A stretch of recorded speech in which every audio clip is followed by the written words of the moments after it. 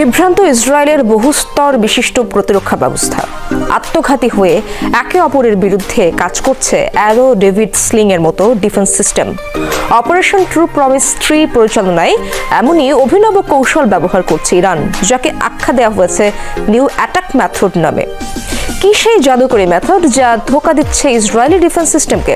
এখনই বিস্তারিত জানাতে চায় না তেহরান। অপারেশন রাইজিং লায়ন শুরুর আগে ইসরায়েল কি ভেবেছিল ইটের জবাবে এভাবে মিলবে পাটকেল?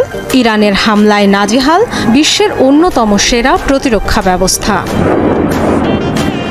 কোন জাদু বলে ইসরায়েলকে কুপকাত করছে ইরান? পাচ্ছে প্রত্যাশার চেয়েও বেশি সাফল্য। নতুন এক মেথডের কথা প্রকাশ করেছে ইরানের রেভলিউশনারি গার্ডস। এক বিবৃতিতে জানিয়েছে, আইআরজিসির নতুন কৌশলে আত্মঘাতী ভূমিকা পালন করছে ইসরায়েলের প্রতিরক্ষা ব্যবস্থা। বহু স্তর বিশিষ্ট ডিফেন্স সিস্টেমগুলো কাজ করছে একটি অপরটির বিরুদ্ধে।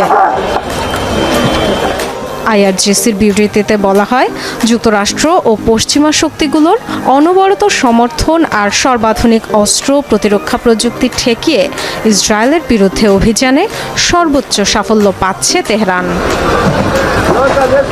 ইসরায়েল অবশ্য বলছে, পাল্টা হামলার কথা জেনেই অভিযানে নেমেছে তারা। তবে এতটা বাধার মুখে পড়তে হবে হয়তো ভাবতে পারেনি।